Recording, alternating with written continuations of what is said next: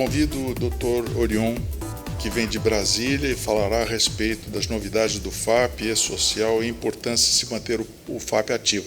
Num determinado momento, nós tivemos muito medo. A B2P tinha medo porque todo mundo falava de E-Social. O FAP ficou meio escondido, falou assim, caramba, e a gente cutucava, pô, tem o FAP está vivo. Não, é E-Social, tem reunião para E-Social. Felizmente, o FAP está vivo, felizmente porque acreditamos é uma oportunidade extraordinária para as organizações reduzirem seus custos e praticarem a gestão de afastados.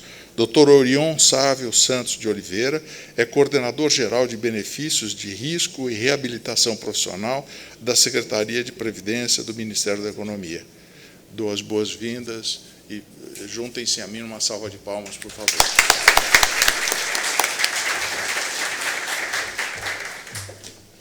Bem, bom dia a todos. É um prazer estar aqui novamente com vocês. É o terceiro encontro da B2P que eu estou aqui com vocês, e isso me deixa muito feliz. Esse encontro vem quase que acompanhando a minha carreira no Ministério, né? Eu comecei lá como servidor, agora estou como coordenador geral de benefícios de risco e reabilitação profissional, então é um evento que me trouxe muita sorte. Eu fico muito feliz de estar aqui com vocês sempre. E a Marlene e o Oswaldo começaram falando de E-Social e FAP, né? Alguém decidiu colocar a parte de SST e o FAP na mão da mesma pessoa. Hoje, então, eu estou respondendo pelos dois temas lá na Secretaria de Previdência. E é um prazer contar um pouquinho o que está acontecendo. O meu intuito é sempre que a gente possa revisitar o FAP, essa política muito importante em promoção de saúde do trabalhador. A gente vai perceber que ele mudou o cenário de adoecimentos no país, de benefícios por incapacidade. Então, ele produziu e produz ainda efeitos muito importantes no nosso país. E, logicamente, com a evolução do FAP, a gente está agregando outras questões, outras políticas públicas essenciais para que a gente consiga melhorar o cenário de acidentes, doenças do trabalho. Eu sei que todos vocês são muito preocupados com esse tema, é um tema que cotidianamente está batendo a nossa porta.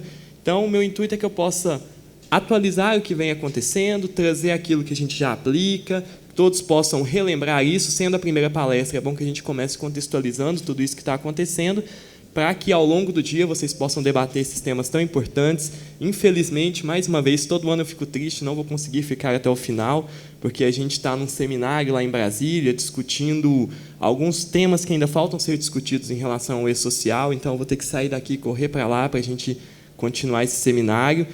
Mas fico muito feliz pelo convite, agradeço muito ao Oswaldo e à Marlene pela gentileza de sempre, com a gentileza que sempre me tratam, e espero agregar muito hoje para o evento de vocês e poder trazer temas importantes para a nossa discussão. Bem, o meu objetivo hoje com vocês é o objetivo de uma palestra inicial. Falar um pouquinho do atual cenário dos acidentes de trabalho no país, contextualizar um pouquinho sobre o seguro contra acidentes de trabalho, relembrar as questões sobre o FAP, como ele é calculado, como foi distribuído o bônus-malus no ano de 2018, vigência 2019, e depois falar um pouquinho das perspectivas para o futuro, como a gente está se organizando para o que ainda está por vir em relação à segurança e saúde no trabalho. Então, vamos analisar um pouquinho os acidentes de trabalho no país. Sempre que eu falo de acidentes de trabalho, eu acho importante a gente ter em mente que, quando a gente fala de seguro contra acidentes de trabalho, a gente está falando de acidentes de trabalho com essas categorias de trabalhadores. Acidente de trabalho no Brasil, produção de estatísticas pela Previdência Social, é em relação ao trabalhador empregado, ao segurado empregado doméstico, ao avulso e ao segurado especial. Então, quando a gente fala do cenário de acidente de trabalho no país, não estamos falando de categorias como contribuinte individual, como motorista de Uber, por exemplo. Esse tipo de trabalhador não é protegido pelo seguro contra acidentes de trabalho no país. Quem paga o benefício desse trabalhador é o Caixa Geral da Previdência Social. Ele é um benefício que não tem uma natureza diferenciada, não tem uma proteção securitária como tem para esses trabalhadores. Por isso, às vezes, a gente vê aquele número que é publicado da Previdência todo ano e a gente se assusta quando a gente vai analisar as pesquisas feitas pela saúde, por exemplo, pelo Ministério da Saúde, em que o número de acidentes de trabalho é muito maior. É justamente porque o universo é maior, não é que uma pesquisa ou outra esteja errada, um dado ou outro esteja errado. São apenas perspectivas diferentes. Então, quando estamos falando de seguro contra acidentes de trabalho no país, estamos falando dessas categorias de trabalhadores. E para essas categorias de trabalhadores, a gente vem tendo uma redução no número de acidentes de trabalho no país. Quando a gente analisa os dados de 2017, que é o último dado oficial publicado pela Previdência, a gente tem um delay sempre de 1 ano, aproximadamente 1 ano e meio, porque é o tempo da gente tratar esses dados, verificar a duplicidade de CAT, uma série de cruzamentos que são necessários para a gente chegar a um dado seguro. E no ano de 2017, a gente teve 549.405 acidentes de trabalho, uma redução em relação ao ano de 2016 de 6,19%. A gente olha esse dado, é muito bom. Olhar números absolutos e ver que eles estão reduzindo é muito bom. Dá uma dimensão que algo que a gente não deseja vem tendo uma incidência menor no país. Só que analisar esse dado bruto não leva em consideração uma série de fatores importantes quando a gente fala em segurança e saúde. Por que analisar esse dado bruto não contribui tanto para a gente? Porque a gente vem observando no país, nos últimos anos, uma redução no número de segurados empregados. Lembra que o seguro contra acidentes de trabalho é para empregado, empregado doméstico, trabalhador avulso, segurado especial? O grande volume está em trabalhador empregado, aquele que é contratado pela CLT. E a gente vem tendo uma redução do número de trabalhadores contratados pela CLT grande.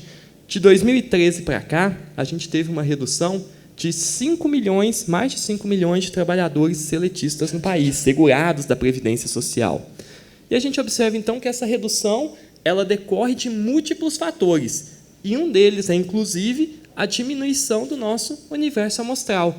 A gente tem menos trabalhadores, logicamente, espera-se que tenha menos acidentes de trabalho. Mas essa não é a única conclusão possível. Se a gente analisa a redução do número de empregados, a gente teve, por exemplo, de 2017 em relação a 2016, uma redução de 2,66%. E o número de acidentes reduziu 6,19%. Então, há outros fatores que também estão contribuindo para a melhoria do cenário de acidentes de trabalho no país. E um deles, com certeza, é a melhoria da gestão que vem sendo promovida pelas empresas. As empresas se preocupam mais, elas investem mais, porque elas veem que esse investimento em saúde do trabalhador retorna para elas em maior produtividade, redução do absenteísmo e, inclusive, redução no quanto a ser recolhido de seguro contra acidentes de trabalho. Então, a gestão ela é importante. Ela é importante, primariamente, porque a saúde do trabalhador é importante para todo o país, mas também porque ela gera redução de custos para a empresa. É uma política de gestão empresarial e a gente tem que estar atento a isso. E isso vem sendo cada vez mais compreendido pelas empresas do país, o que reflete numa redução dos acidentes de trabalho. Eu trouxe aqui para a gente analisar, então, a comparação entre o número absoluto e a quantidade de segurados, que a gente chama de taxa de incidência de acidentes de trabalho. A gente vê que realmente o que eu disse a vocês é fato. A incidência dos acidentes de trabalho no país vem sofrendo redução ano a ano, e isso é muito positivo. É isso que a gente quer. Ninguém quer arrecadar mais, ninguém quer multar mais, a gente quer que o trabalhador seja protegido, que ele tenha a sua saúde garantida e que isso reflita em benefícios para todos, inclusive para a empresa, com ganho de produtividade. Esse é o melhor cenário possível. Sempre que a gente tem uma agenda totalmente positiva, que a melhoria de um cenário gera ganho para todos, a gente tem que investir nisso. E é isso que as políticas de segurança e saúde no trabalho no país vêm focando hoje em dia. Mas uma coisa vem nos preocupando, e isso tem me preocupado muito. Eu trouxe essa preocupação ano passado, e a gente vê essa preocupação aqui também. Quando a gente analisa o número de doenças do trabalho notificadas, a gente vê uma redução em 2017 em relação a 2016 de 30,35%. Isso, para mim, é um dado muito preocupante, porque ele é um forte indicativo, não é uma certeza, mas é um forte indicativo que a gente pode estar subnotificando doenças. E a doença é um processo muito difícil. A subnotificação ela não decorre de má fé sempre, ela decorre, muitas vezes, da dificuldade de se vincular uma doença ao trabalho exercido. Isso não é um processo fácil. Existe culpa do governo, existe culpa de todos os atores envolvidos. Por exemplo, A lista do nexo técnico epidemiológico previdenciário não é atualizada há vários anos. E isso gera um problema para a gente. O cenário de adoecimento no país hoje é diferente do cenário que a gente considerou naqueles dados por cálculo no nexo técnico epidemiológico previdenciário. Então, a gente precisa avançar nessa revisão. A gente precisa melhorar as nossas listas de doenças profissionais e do trabalho, que também são muito antigas, as listas A e B lá do regulamento da Previdência. Então, existe uma culpa de todos os atores envolvidos. E isso isso nos preocupa mais ainda porque a sociedade atual não é mais a sociedade do acidente típico, não é o trabalhador que perde a mão numa máquina. Isso vem melhorando muito. Hoje a sociedade é a sociedade do trabalho que adoece, do trabalho que, quando não é bem organizado, gera transtorno mental, gera problemas osteomusculares, gera uma série de problemas que não são o acidente típico. Como diz um colega, aquele que espirra sangue, né? Não é esse tipo de acidente que a gente está tratando no mundo de hoje. Hoje a gente está tratando de doenças e a gente vem refletindo que essas doenças, a gente vem observando que essas doenças não estão refletidas no universo de comunicações de acidente de trabalho emitidas. Precisamos melhorar. Isso aqui para a gente já acende uma luz do que pode ser o futuro, né? A gente precisa melhorar a identificação de doenças do trabalho. Não é um problema nosso não, viu, gente? A gente não precisa ter o complexo de vira-lata aqui, porque a Alemanha, os países europeus enfrentam esse mesmo problema. A Alemanha ela tem imensa dificuldade em identificar os transtornos mentais decorrentes do trabalho. Eles até admiram a ferramenta que a gente usa, a ferramenta epidemiológica chamada NETEP, porque lá eles não aplicam. Lá eles têm uma lista fechada de doenças que são consideradas doenças do trabalho e pouquíssimos transtornos mentais são. E eles estão querendo evoluir nisso. Então, a gente tem uma cooperação técnica com eles que eles acharam interessantíssima a ideia de um estudo epidemiológico para verificar o adoecimento por setor de atividade. Então, a gente tem ferramentas muito boas, a gente tem ferramentas avançadas, a gente só precisa evoluir nelas. Feita essa contextualização inicial, e eu acho que todos nós estamos aqui para isso, né, focado na redução dos afastamentos, na redução do adoecimento, porque isso gera reflexo para todos. Então, feita essa contextualização inicial, que eu sempre gosto de fazer, e é uma contextualização mais pesada, né, porque a gente pensa em números, mas são trabalhadores que sofreram algum tipo de doença, de acidente, e quando esses eventos são muito grandes, como foi em Brumadinho, a gente normalmente se comove, mas isso acontece cotidianamente no nosso país e a gente não tem essa preocupação, a gente não vê, na verdade, esses números não aparecem. Então, é muito importante que a gente entenda o porquê todas essas políticas existem. Mas agora, feita essa contextualização, meu intuito é a gente relembrar um pouquinho o que é o seguro de acidente de trabalho, como ele é construído, é a principal ferramenta hoje da Previdência de promoção da saúde do trabalhador. Então, a gente vai relembrar os problemas que tem, qual a perspectiva de melhoria, tudo o que a gente vem conversando já há alguns anos, então a minha ideia é atualizar vocês sobre o que a gente tem. Como vocês sabem, no Brasil, o seguro contra acidentes de trabalho, ele é composto por duas partes na hora do cálculo. A gente tem uma primeira parte, que é o grau de incidência de incapacidade laborativa decorrente dos riscos ambientais do trabalho, o GIL-RAT, ou o RAT, que é de 1%, 2% ou 3%, a depender do ramo de atividade da empresa. E essa lista é outra que está também há algum tempo sem atualização, né? Essa distribuição foi feita, a última atualização dela em 2009, e desde então a gente vem atribuindo o mesmo grau de risco a todos os ramos de atividade que a gente já aplicava em 2009. Fixado o RAT da empresa, de acordo com a atividade preponderante dela, a gente, de cada estabelecimento empresarial, a gente vai multiplicar esse RAT pelo fator acidentário de prevenção. Esse, sim, individualizador do grau de risco da empresa, verificando se a empresa tem um bom desempenho. Cada estabelecimento empresarial vai ser avaliado o desempenho dele em relação à frequência, gravidade e custo dos acidentes de trabalho, e a partir daí, dessa individualização do grau de risco, a gente chega ao valor do tributo chamado seguro contra acidentes de trabalho, que vai ser recolhido pela empresa. No país, o seguro contra acidentes de trabalho, então, variando com a multiplicação do FAP, ele pode ser de 0,5% até 6%. Esse seguro ele tem uma previsão constitucional. Ele está previsto lá no inciso 28 do artigo 7º. Então, o seguro contra acidentes de trabalho ele é pago pelo empregador em virtude de uma determinação constitucional e não exclui outras indenizações decorrentes desse acidente de trabalho. A Constituição também prevê que esse seguro contra acidentes de trabalho pode ser provido de forma concorrente pela iniciativa privada. Até hoje, isso não foi regulamentado no país. Então, hoje, quem provê esse seguro é o Instituto Nacional do Seguro Social. O INSS é quem administra o seguro contra acidentes de trabalho no país. A reforma trabalhista ampliou ainda mais a reforma previdenciária, a proposta da reforma previdenciária, da nova Previdência, amplia ainda mais essa possibilidade de concorrência da iniciativa privada, trazendo a possibilidade que a iniciativa privada concorra também em todos os benefícios de risco, sejam eles decorrentes do trabalho ou não. Então, a gente começa a se aproximar de experiências de outros países, como a Alemanha, por exemplo, que eu citei há pouco, em que os benefícios de risco, aqueles benefícios não programados, por exemplo, um benefício por doença, um benefício por invalidez, tem a concorrência também da iniciativa privada por meio de seguros. Essa é uma proposta que está lá na nossa reforma da Previdência, que está em discussão no Congresso Nacional.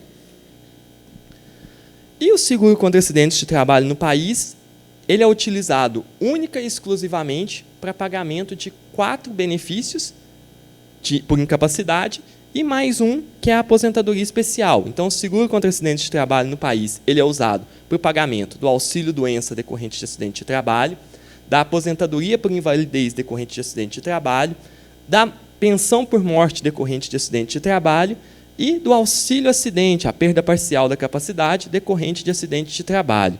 Eu sempre registro o auxílio suplementar, mas ele é um benefício que não existe mais, é só um resíduo dele que é pago.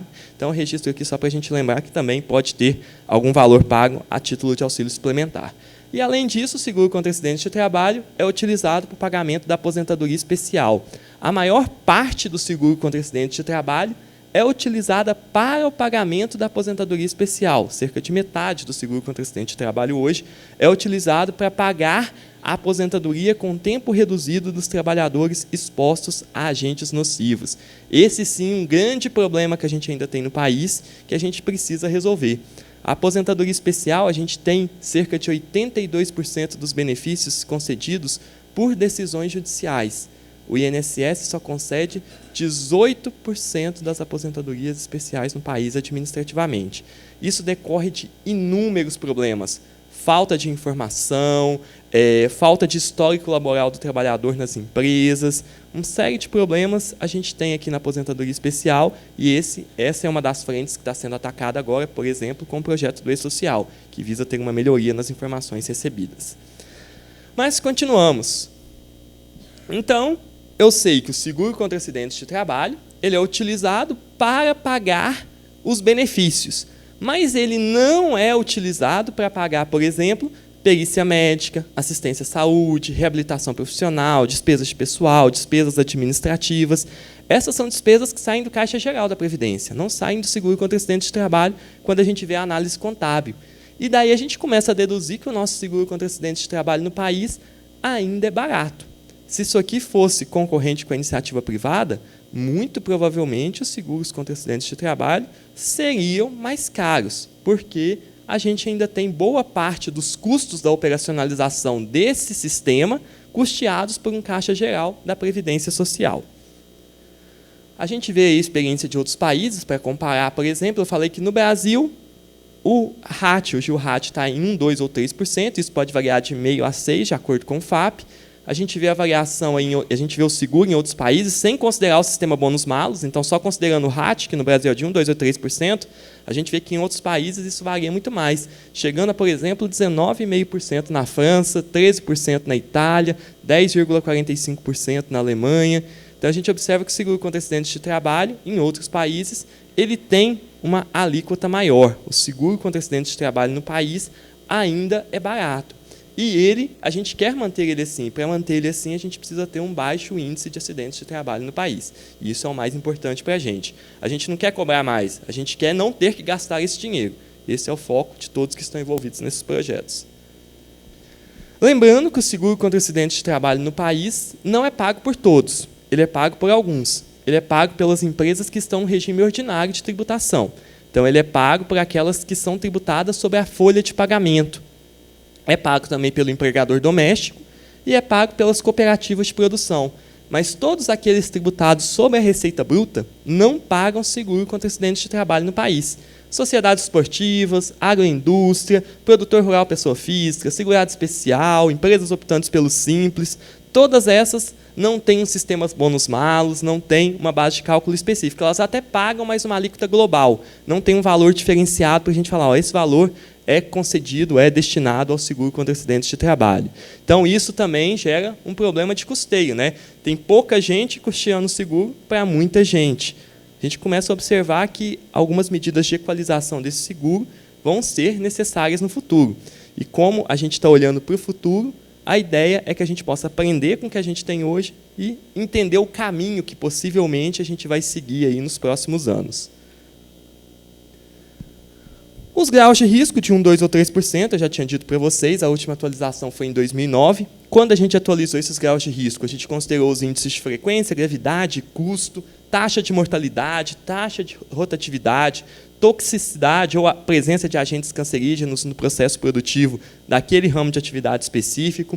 Essa foi a regra utilizada quando a gente estabeleceu o atual anexo 5, a atual distribuição das empresas dos ramos de atividade econômica nas alíquotas de 1, 2 ou 3%. Esse anexo foi objeto de diversos estudos já, mas até o momento ainda não tivemos uma atualização desse anexo. Então, hoje permanece para vocês a mesma distribuição publicada por esse decreto 6957 de 2009. A gente não teve nenhum encaminhamento. Teve um determinado período, acho que o primeiro ano que eu vim aqui falar com vocês, que eu disse, olha, isso deve sair em breve. Acabou não saindo. Então, isso tudo depende muito de decisões políticas também, não só técnicas, e aí o momento mais oportuno é sempre decidido de acordo com a política econômica do país. E a gente tem que sempre lembrar que esses graus de risco, eles não são definidos de acordo com a ideia de perigo, e sim com a ideia de risco previdenciário. O que significa isso? Muitas vezes, a gente ouve algumas empresas reclamando, nossa, meu grau de risco é 3, mas tem atividade muito mais perigosa que a minha, que inclusive tem um monte de produto químico lá, que o grau de risco é menor. Trago um exemplo aqui, por exemplo, coleta de resíduos perigosos e coleta de resíduos não perigosos. Se a gente for pela teoria do perigo, a gente vai pensar que a coleta de resíduos perigosos deveria ter um RAT maior do que a coleta de resíduos não perigosos. A gente vai pensar que a fabricação de preparação de farmacêuticos deveria ter um grau de risco maior do que a atividade de teleatendimento. Mas, quando a gente vai avaliar no decreto, não é isso que a gente observa. A gente observa que o grau de risco da coleta de resíduos perigosos é menor, da fabricação de farmacêuticos é menor do que a de teleatendimento. Por quê? Porque a gente não está avaliando aqui o perigo, e sim o risco da situação se concretizar. A atividade pode ser perigosa, mas a gente observa que, às vezes, ela concretiza poucos gastos para a Previdência Social. E a gente também não está falando do risco de acidente, a gente está falando do risco de gasto previdenciário. É frequência, gravidade e custo dos acidentes para a Previdência Social. Então, por isso, esse grau de risco não está associado à ideia de perigo. Quando vocês forem avaliar sempre, não avaliem pensando, nossa, mas uma atividade perigosa tem um grau de risco baixo. Não é essa a lógica. É o risco previdenciário, o risco da gente pagar algum benefício. Dessa forma é que foram definidas as alíquotas. Mas essa alíquota não é suficiente, como eu tinha dito. É injusto todo mundo que está no mesmo barco pagar o mesmo valor de seguro. Como a gente acha injusto se um jovem que acabou de tirar a carteira de motorista tivesse que pagar o mesmo valor de seguro de um carro que alguém que tem 20 anos de experiência, que tem muito mais habilidade ao dirigir. Então, o risco, o grau de risco, o RAT, ele é individualizado de acordo com o desempenho da empresa. Uma empresa que tem um bom desempenho, tem um bom histórico, tem baixo índice de afastamentos, tem baixo custo dos benefícios concedidos pela Previdência, os benefícios, quando concedidos, são de pouca gravidade. Tudo isso é considerado, então, para a gente individualizar esse seguro contra acidentes de trabalho por empresa, que é o famoso FAP, que a gente vem aqui todo ano conversar sobre ele e conversar sobre a melhor forma de melhorar a nossa gestão de afastados para que a gente consiga refletir isso no nosso fator acidentário de prevenção.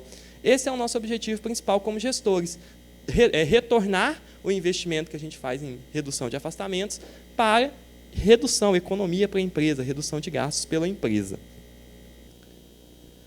O FAP, como eu disse, ele multiplica o seguro contra acidentes de trabalho, então a gente vê que quem é do grau de risco leve pode pagar de 0,5% a 2%, quem está no grau de risco médio pode pagar de 1% a 4%, e quem está no grau de risco grave pode pagar de 1,5% a 6%. Essa é a nossa regrinha aí de aplicação do FAP. E aí são exemplos de aplicação do FAP, né? Às vezes, a empresa tem uma alíquota de 3%, você multiplica por um FAP acima de 1, você vai ter um percentual maior para recolher de seguro contra acidentes de trabalho. Se seu FAP for baixo, você vai gerar economia para a sua empresa. Então, aqui é só um exemplo de como a gente faz a aplicação do FAP. O FAP ele tem diversas dimensões, ele leva em conta a frequência dos acidentes de trabalho, ou seja, a dimensão probabilística, qual a probabilidade daquela empresa gerar acidentes de trabalho, o custo, que é a dimensão econômica, quanto a Previdência está gastando em virtude dos acidentes que aquela empresa provoca, e esse custo decorre da concessão de benefícios, e a dimensão social, que é a gravidade. Uma invalidez é muito mais grave do que um afastamento por doença. Então, tudo isso é considerado no cálculo do FAP. É tudo considerado no cálculo do sistema bônus-malus que a gente tem no país. E aí, então, a gente chama esses quesitos de índice de frequência, gravidade e custo, que todos vocês, todo ano, analisam junto com o Oswaldo, né, para ver como vocês estão, como está o desempenho de vocês em relação à frequência, gravidade e custo de cada estabelecimento empresarial. Em 2017, a gente teve a publicação de algumas mudanças, né, no cálculo do FAP, e eu gosto sempre de rememorar elas. Foram excluídos os acidentes sem concessão de benefícios, excetuados aqueles que resultam em óbito. Então, aqueles acidentes com menos de 15 dias que a gente falava não fazem mais parte do cálculo do FAP. Isso não significa que eles não tenham que ser notificados. Eles têm que ser notificados, mas não são considerados no cálculo do FAP, exceto se gerarem óbito. Se gerarem óbito e o óbito não gerar uma pensão por morte, esse acidente é sim considerado. Exclusão dos acidentes de trajeto era a maior demanda, né, do setor empresarial. O acidente de trajeto, a gente fala em desempenho. Desempenho em relação aos acidentes. Se a gente não tem o controle do trajeto, como que a gente vai poder melhorar o nosso desempenho, se desempenhar melhor? E aí foi repensada a metodologia. Não é que o que está feito antes estava errado, mas foi repensada a metodologia de acordo com esse novo cenário, para então chegar ao acordo de que os acidentes de trajeto seriam excluídos do cálculo do FAP. Continuam sendo acidente de trabalho, continuam sendo notificados à Previdência Social. Está lá no artigo 21 da Lei 8.213. Tem que ser notificados, mas não entram mais na hora do cálculo do FAP. Foi essa a mudança que foi feita. Esse ano até tentaram excluir o acidente de trajeto como acidente de trabalho por uma emenda feita na medida provisória 871, mas isso foi logo retirado, então o acidente de trajeto continua sendo acidente de trabalho, só não entra no cálculo do FAP. Houve a manutenção do bloqueio de bonificação em caso de morte ou invalidez, porém repercutindo em apenas uma vigência. Por exemplo, se eu considerei na vigência 2018 uma invalidez ou um óbito, isso não vai gerar repercussão no ano seguinte, só gera em um ano. Então, se a invalidez ou morte já gerou um bloqueio, não vai gerar bloqueio em outra vigência. Criação de uma regra de transição para diminuir aquela redução do malus inexplicável que a gente tinha, né? A empresa já saía automaticamente com 25% de desconto, e aí agora isso acabou. Vigência 2019, isso já não foi mais aplicado. Não tem mais redução automática do malus. Agora, o seu FAP calculado é o FAP que vai ser aplicado sem redução do malus. Na verdade, eu falo que é inexplicável, mas na época tinha uma explicação que foi dada, né, quando foi construída a metodologia, que era o tempo de adaptação das empresas a essa nova sistemática. Como a gente já tem aí 10 anos praticamente de aplicação do FAP, né, 9, estamos indo para o 10º ano, a gente já tem condição de não ter essa redução, e foi isso que foi feito nas mudanças. A gente manteve o bloqueio pela taxa de rotatividade. A empresa que tem uma taxa de rotatividade de 75% superior à do ramo de atividade, tem também o bloqueio também do bônus, mas nesses casos, as únicas rescisões que a gente considera é a rescisão antecipada do contrato de trabalho a termo e a rescisão pelo término do contrato a termo, a gente considera a rescisão sem justa causa, a rescisão pelo término de contrato a termo e a rescisão, eu acho que eu escrevi errado ali, né? Inclusive rescisão antecipada do contrato a termo e rescisão por término do contrato a termo, excluindo ambas do desbloqueio pelos sindicatos. Então, deixa eu reformular a frase, que como eu escrevi de uma forma não muito boa ali, eu acabei me confundindo. só se leva em conta aquelas rescisões em que o empregador, de fato, teve a iniciativa de demitir o empregado, que não foi uma justa causa, que não foi um término regular de contrato, só essas rescisões são consideradas. Então, antes se considerava todos os tipos de rescisão na hora do cálculo da rotatividade. Antes também era possível que o sindicato desbloqueasse, caso tivesse alguma incidência desse bloqueio de rotatividade, o sindicato podia ir lá no sistema e desbloquear. Só que isso não tinha controle nenhum, isso era feito de uma forma muito equivocada. A ideia, no início, é que pudesse se negociar políticas de segurança e saúde em convenção coletiva. Então, você negociava o desbloqueio desde que a empresa se comprometesse a investir mais, mas isso não surtiu o efeito desejado e acabou sendo retirado nesse momento. E a gente tem também uma mudança na regra da posição de desempate, aqui muito técnica, não vou detalhar ela, mas antes a posição de desempate, quando ocorria empate, a posição era a posição média, agora passou a ser a posição inicial. Sempre trago, todo ano para vocês, esse slide, que é a distribuição do bônus-malus. A gente vê que a gente tem muito mais bônus no país do que malus. A gente tem, em 2019, a gente teve 92% das empresas fixadas na faixa bônus, ou seja, com FAP abaixo de 1. A gente teve 3% das empresas com FAP neutro e 5% com FAP um pouquinho maior. A gente vê que, e aí com FAP malus. A gente vê que de 2017 para 2018 houve uma mudança nessa distribuição. Um dos indícios, a gente ainda não fez um estudo específico, mas um dos indícios é que isso possa ter ocorrido em virtude das mudanças que houveram na metodologia de cálculo do FAP, que, logicamente, podem ter causado impacto aqui. Mas isso não é certo, isso ainda depende de estudos que a gente vai fazer para entender melhor essa nova distribuição. Como só tinha um ano de informação, a gente não tinha como fazer esse estudo. Então, essa é a distribuição. Por que tem muitas empresas na faixa bônus?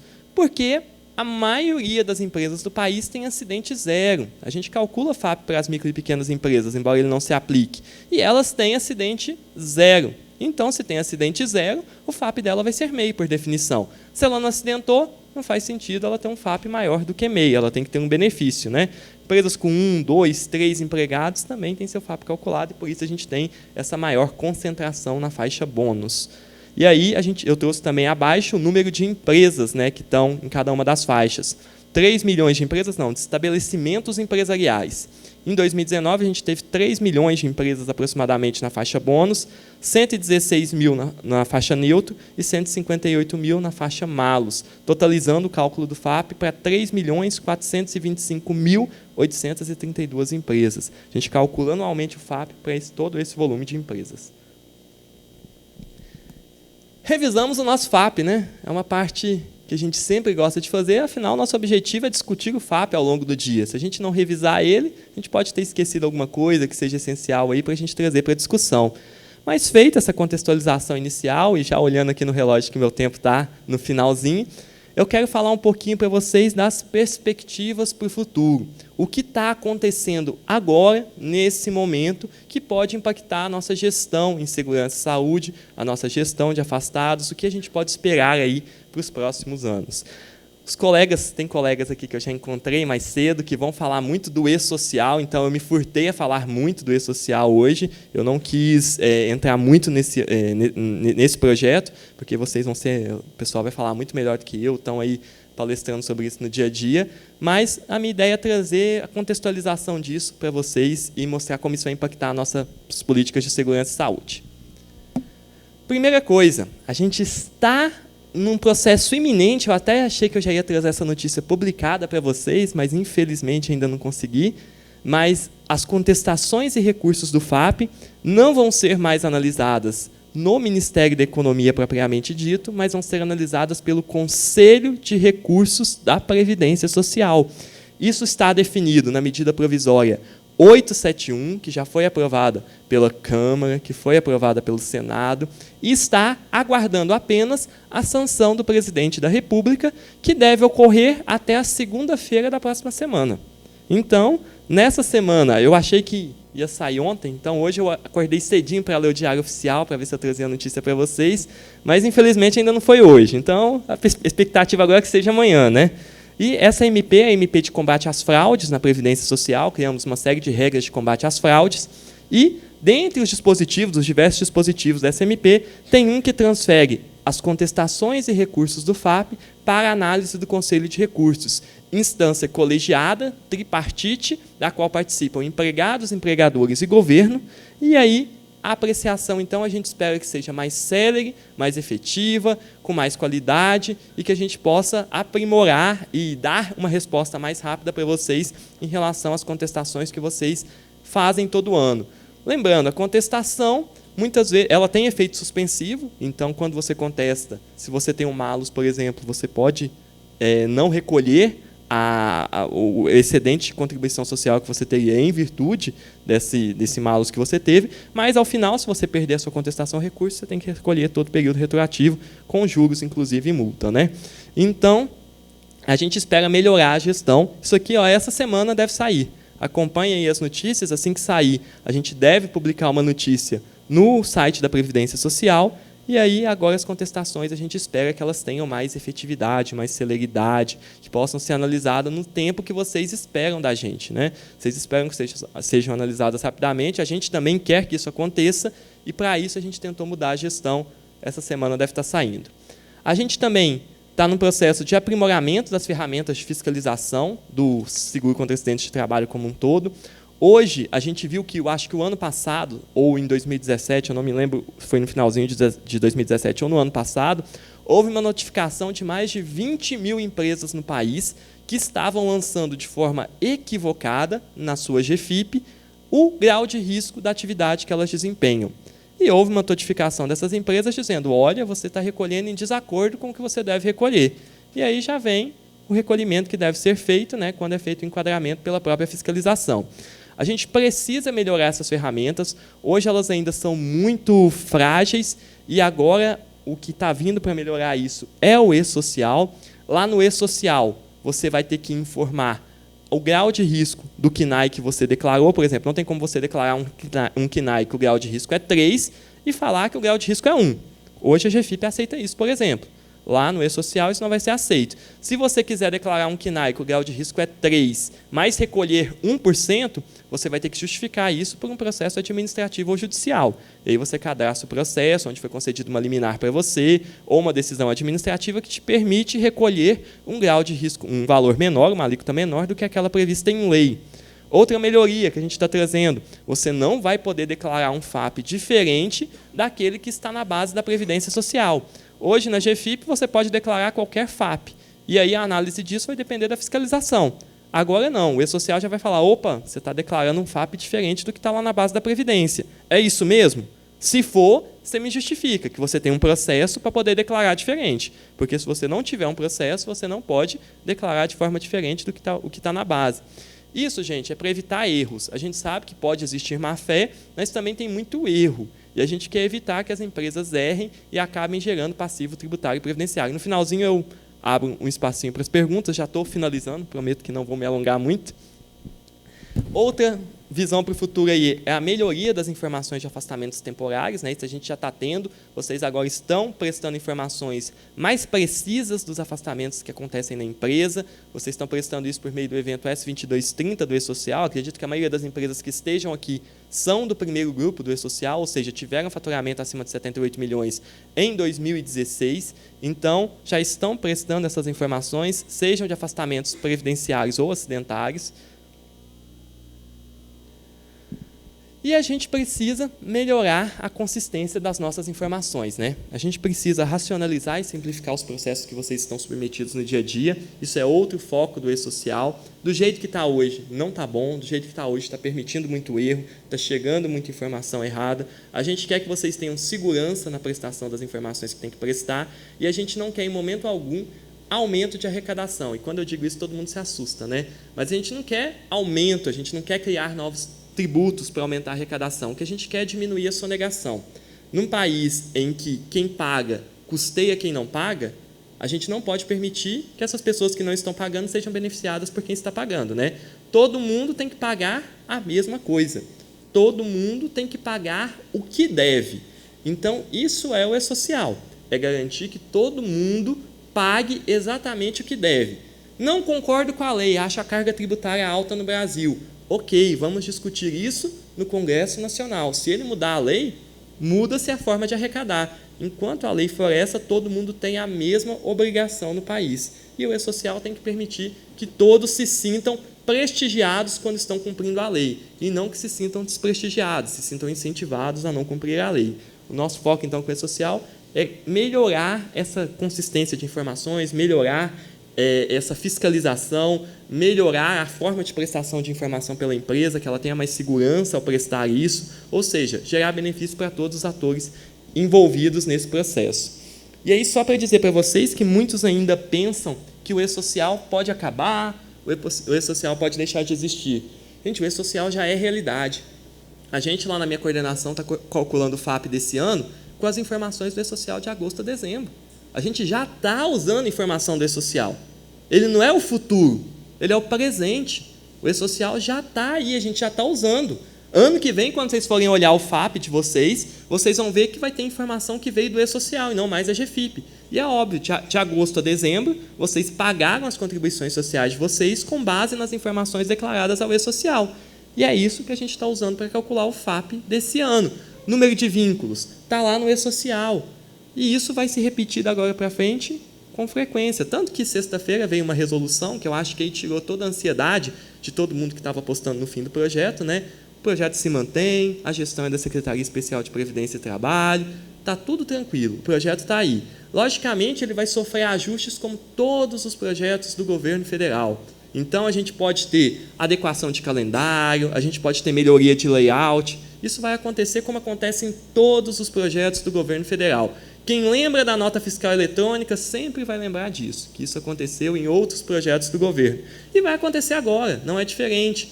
Erros, melhorias são sempre necessários. Mas o projeto está lá, portaria assinada pelo ministro Paulo Guedes, falando, ó, o projeto está aí, a gestão é essa, os prazos são esses, a substituição da obrigação deve ser publicado o calendário para a substituição das obrigações até o fim desse ano. Então, gente, as informações estão chegando com mais qualidade. Quem apostava em não fazer do jeito correto está sentindo uma percepção de risco maior. Quem já fazia do jeito correto está tranquilo, é adaptação de rotina. Tranquilo não é que tem pouco trabalho, tem muito. Esses processos são muito trabalhosos. São trabalhosos para vocês, para a gente. A mudança de processos é muito trabalhosa. Mas ela está aí, ela vai acontecer constantemente na nossa vida. Quanto mais rápido a gente se adequar a ela e não ficar resistindo a essas novas formas, essas novas prestações que chegam, nossa vida vai ser um pouquinho mais fácil. Então, aqui a gente vai conseguir uma consistência das informações melhores do seguro contra acidentes de trabalho, a gente vai conseguir uma fiscalização melhor do financiamento da aposentadoria especial, que é parte do seguro contra acidentes de trabalho. Estejam atentos a essa nova gestão, a esses dados, ao enquadramento correto do KNAI com a atividade. Foi publicada esse ano uma instrução normativa da Receita Federal adequando o anexo 5 lá da Previdência com os graus de risco à versão 2.2 da Classificação Nacional de Atividades Econômicas, da KNAI. Então, estejam atentos a essa instrução normativa. Essa adequação ela gerou problema para alguns na declaração do E-Social, então estejam atentos a isso, para não ter esse tipo de inconsistência. Foi uma adequação porque, como o decreto está desatualizado em relação à versão da KNAI, a própria instrução normativa da Receita atualizou para permitir uma verificação mais correta, um preenchimento mais correto, uma facilitação pela empresa do preenchimento das informações, já que ela trabalha na rotina dela com a KNAI 2.2. Pontos de atenção lá no E-Social, e aqui só para vocês refletirem, né? Estejam atentos ao RAT que vocês estão informando, nas tabelas de estabelecimento, na tabela de estabelecimento, o FAP que vocês estão informando, se vocês têm processos judiciais, a mesma coisa vai acontecer na tabela de operadores portuários, e aí isso tudo vai ser levado para a totalização das contribuições sociais de vocês. Então, se vocês informam errado o RAT ou o FAP, vai gerar reflexo ali na totalização das contribuições sociais de vocês. E agora vai ser mais consistido, vai ser mais difícil informar errado. Então, estejam atentos nesse processo todo, estejam atentos à legislação que rege as matérias. A percepção de risco aumentou, mas a legislação é a mesma, viu, gente? O E-Social não mudou nada na legislação de vocês. Então, continua aplicando as mesmas coisas, só estejam atentos à forma de produzir a informação. Isso tudo é para fiscalizar as políticas já existentes, não é para criar novas políticas, é uma política aqui de fiscalização, de adequação melhor às políticas já existentes. E lembrando que o E-Social também tem um viés muito maior do que isso tudo, que é garantir direitos de forma mais efetiva por parte dos órgãos públicos, garantir os direitos dos trabalhadores, facilitar os processos das empresas. Hoje, só uma notícia, e talvez eu vou dar um spoiler, viu, Claudeci, mas se eu der, você pode repetir que você vai falar melhor que eu. Mas, há uns 2 dias atrás, eu estava em um evento com o presidente do INSS, ele estava dizendo que, dos benefícios requeridos no dia anterior, 30% tinham sido concedidos automaticamente durante a noite. Então, o trabalhador requeriu aqui a aposentadoria, 10 aposentadorias requeridas, 3 foram concedidas sem a intervenção humana, automaticamente. No dia seguinte, já estava lá, o trabalhador entrou, registrou no site o pedido, no outro dia ele ia consultar, a aposentadoria dele estava concedida. E aí já tinha o banco que ele ia receber, o valor que ele ia receber. Por quê? Porque os cadastros no INSS estavam adequados. Porque os cadastros tinham a precisão necessária e não necessitavam da intervenção de um ser humano. Esse é o futuro, gente. O futuro é cadastro saneado, cadastro correto, informação fidedigna. É isso que o E-Social quer. Ele quer diminuir o custo do país, simplificar o processo de prestação. Ele não está aí para dificultar a nossa vida. Mas o custo de implementação é alto. Então, a gente tem que estar preparado para isso. E isso vai gerar reflexos muito grandes nas rotinas de segurança e saúde, principalmente com a informatização do perfil profissiográfico previdenciário para vocês. Então, estejam atentos a esse novo processo. Vou deixar aí meu e-mail para vocês, caso alguém tenha alguma dúvida adicional, queira me perguntar alguma coisa, eu estou sempre à disposição. Faço a mesma piada todo ano, né? Mas eu sempre digo que eu não sou pai de santo, mas em 7 dias eu trago a resposta de vocês. Então, vocês podem me mandar e-mails, vou responder com o maior prazer e espero que a gente tenha relembrado e visto um pouquinho de como a gente está trabalhando essa perspectiva de segurança e saúde no país. Eu sei que já tinha uma pergunta, há um tempinho para perguntas, ou eu estou muito atrasado? Então, tinha uma pergunta da colega, eu não me lembro quem tinha levantado a mão. Quem tinha levantado a mão? Ah, por favor.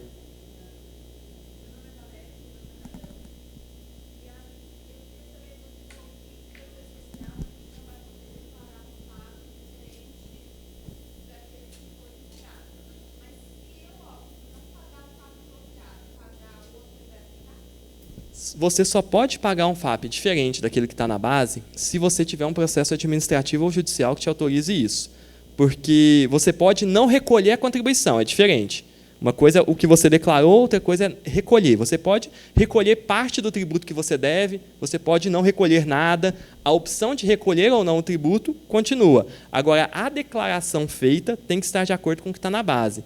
Tem sempre que estar de acordo? Não. Às vezes você entrou com uma ação judicial que falou assim, olha, para essa empresa não aplique o FAP, ou aplique o FAP tal. Nesse caso, você pode cadastrar o processo judicial, que te deu essa liminar, lá no E-Social, na tabela 1070, e, a partir daí, você pode informar qualquer FAP, quando você cadastrar um processo judicial, ou até um processo administrativo. Às vezes, você está com um processo lá na Previdência, que alterou seu FAP, ainda não divulgou, ou que está sob efeito suspensivo, tudo isso você pode informar dentro do E-Social. Agora, o recolhimento do tributo, você vai fazer da forma que você entender lá na Receita, lá no DCTF Web. Você emite a guia, você pode pagar parte, tudo, 20%, do jeito que você preferir. Muitas empresas, por exemplo, acabam, quando estão em dificuldades financeiras, pagando só a contribuição dos trabalhadores, a retenção da contribuição dos trabalhadores, para evitar o crime de apropriação indébita.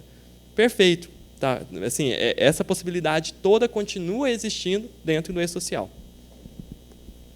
Mais alguma pergunta de alguém? Oswaldo? Eu vou tornar pública uma consulta que já fiz a você. Um movimento de empresas deu conta de que o FAP 2014-2015 estava sendo rediscutido para ser recalculado por estabelecimento e não pelo CNPJ raiz. Você nos orientou de que nada mudou em termos de legislação. Nada mudou em termos de legislação, exceto empresas que estariam recorrendo em aspectos judiciais. Você pode comentar um pouco mais sobre isso, por favor? Com certeza, Oswaldo, ótima lembrança. O que acontece? A gente teve um volume muito grande de ações judiciais quando o FAP era calculado pelo CNPJ raiz, pela empresa como um todo, e não por estabelecimento. Na verdade, essas ações judiciais não foram nem em relação ao FAP, foram em relação ao RAT. O RAT também era definido pela empresa como um todo, e não por estabelecimento. Houve uma judicialização, houve uma pacificação de jurisprudência no Superior Tribunal de Justiça, de que o RAT deveria ser definido por estabelecimento empresarial. O FAP, como acessório aí do seguro contra acidente de trabalho, também tem que seguir a mesma lógica. A gente mudou, inclusive, a nossa legislação para adequar esses novos entendimentos judiciais. Mas, em relação ao passivo, a gente não faz recálculo administrativo. Se a empresa judicializar, obtiver êxito, aí a gente faz o recálculo desse FAP administrativo, por conta de uma ordem judicial. Mas nós, administrativamente, se você pedir assim, recalcule meu FAP de 2014 por estabelecimento, a gente não recalcula. A gente só vai recalcular se houver êxito em uma ação judicial. Então, as empresas que conseguiram o recálculo por meio, que conseguiram o recálculo desses anos por estabelecimento, o fizeram por meio de ações judiciais. Então, esse pedido não adianta ser dirigido à Secretaria de Previdência, não vai ter êxito algum, não há rotina administrativa nesse sentido. O que há são decisões judiciais. E aí, o que a decisão judicial manda, a gente cumpre. Então, se o juiz mandou recalcular por estabelecimento, a gente vai recalcular por estabelecimento. Mais alguma pergunta? Pois não.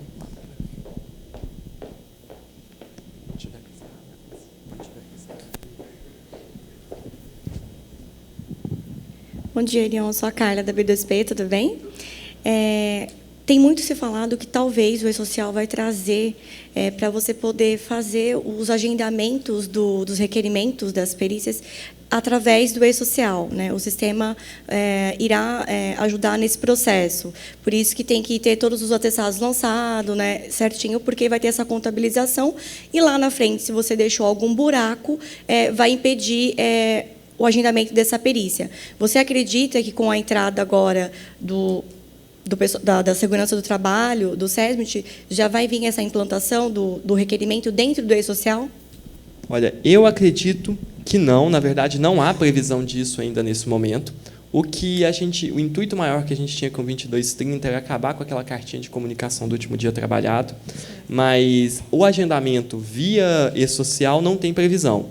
E não tem previsão mesmo, assim, nem para o futuro ainda não há previsão disso. Pode ser que um dia venha a se discutir isso, mas, nesse momento, essa não é uma discussão que ocorre no âmbito do grupo técnico do E-Social. Até porque a perícia médica do INSS ela foi transferida para o Ministério da Economia, recentemente. E a agenda dela agora tem concorrência com diversos outros benefícios, por exemplo, tributários, assistenciais. Assistenciais já tinha, mas, inclusive, tributários agora. Então, essa agenda fica sob gestão dessa subsecretaria lá no Ministério da Economia. Não há essa previsão ainda. O pessoal também tem muita ansiedade pela substituição de outros programas, principalmente da legislação trabalhista, como o PPRA, o PCMSO. Esses também, nesse primeiro momento, não são escopo do projeto do E-Social. Esse sim, a gente tem perspectiva que no futuro a gente possa aprimorar o E-Social para que ele seja realmente o centro de informações, mas hoje o que a gente tem lá é só PPP e CAT também, então a gente não tem esses outros programas. E até porque, nesse momento, a gente está passando por uma revisão de normas regulamentadoras no país, né? E a gente o calendário que todos vocês já cansaram de ver aí na internet, né, diz que a gente vai discutir esse ano a NR7, a 9, a 17. Pensando em gestão de riscos, muito provavelmente a gente vai ter um aprimoramento nesses programas para ter efetivamente uma gestão de riscos, né? Porque a gente gera o risco, faz os exames, então tudo pode ser mais concatenado do que é hoje. E, a partir daí, então, provavelmente, no futuro, a gente vai ter uma gestão melhor, e aí até levar isso para o E-Social depende dessas revisões todas que estão sendo feitas. Mais alguma pergunta?